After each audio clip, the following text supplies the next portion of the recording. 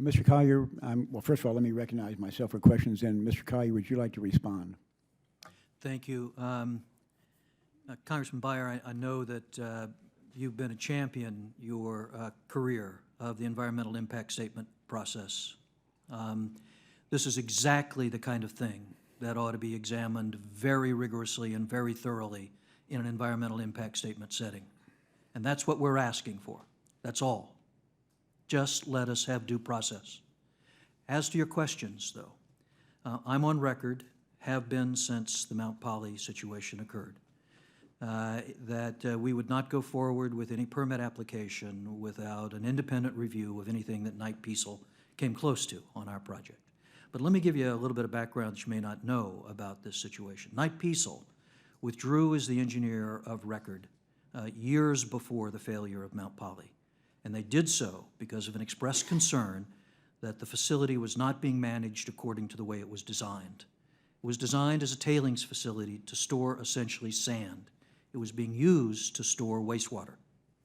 And the reason the facility failed is because there was way too much water in that facility, and it essentially overtopped. That's the kind of thing we need rigorous enforcement to make sure doesn't ever happen anywhere in the world, especially in America, and we would support that strongly.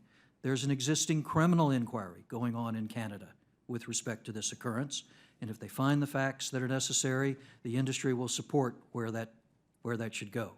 But we're the first ones to say that rigorous enforcement of design characteristics are very important in the mining industry everywhere in the world, and we're confident that would be the case in America if we build ours in Alaska. But the real point, Congressman, is we need an environmental impact statement to look at these issues and lots of other issues. And that's all we're asking for. Just process. Thank you, Mr. Collier. My next question is this. What are the implications for private property owners of the EPA's regulatory overreach? What are the implications for the private property owners? They're the ones, to me, that ought to be most concerned. You know, Mr. Chairman, there's a lot of criticism often of something that's called the Antiquities Act. And that's the process by which the President of the United States can sign a document and withdraw federal land and make it a park. What you're faced with here through the use of 404C preemptively is the Antiquities Act on steroids.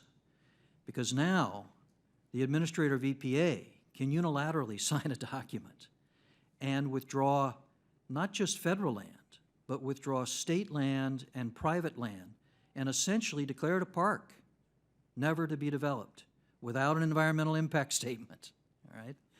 This is outrageous. I think that private landowners around America should be extremely concerned about what this precedent can set. Okay. This gives EPA extraordinary powers that the statute didn't give them. There's not a word in that statute that says this is what ought to happen. Okay. Thank you, Mr. Collier. My last question goes to the appearance that taxpayers' dollars were actually used to lobby against Pebble Mine. I'm going to ask you what evidence we have of that, but I also, as a way to emphasize the significance of it, want to read to members of the committee an excerpt from 18 U.S. Code paragraph 1913, lobbying with appropriated monies. No part of the money appropriated by any act of Congress shall be used directly or indirectly to pay for any personal service, advertisement, telegram, telephone, letter, printed or written matter, or other device intended or designed to influence in any manner a member of Congress, a jurisdiction, or an official of any government to favor, adopt, or oppose by vote or otherwise any legislation, law, ratification, policy, and so forth. The penalties for doing so are fines that range from $10,000 to $100,000 for each individual violation of that law. Would you like to comment on that?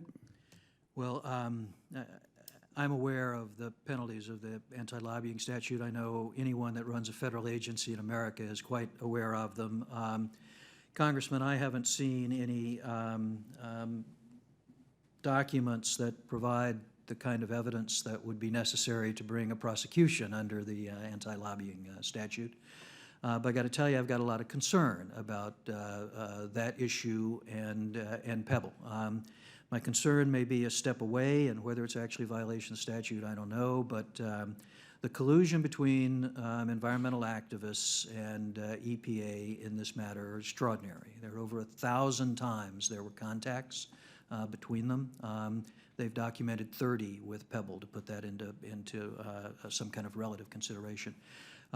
The massive lobbying campaign and massive public relations campaign undertaken by those environmental organizations that were in constant contact with EPA, I can't help but wonder whether EPA wasn't suggesting to them that maybe they could be aided if those organizations did some lobbying for them.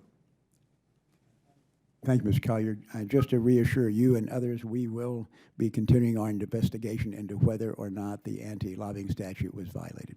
Thank you. The next person up is the gentleman from Oregon, Ms. Bonamici.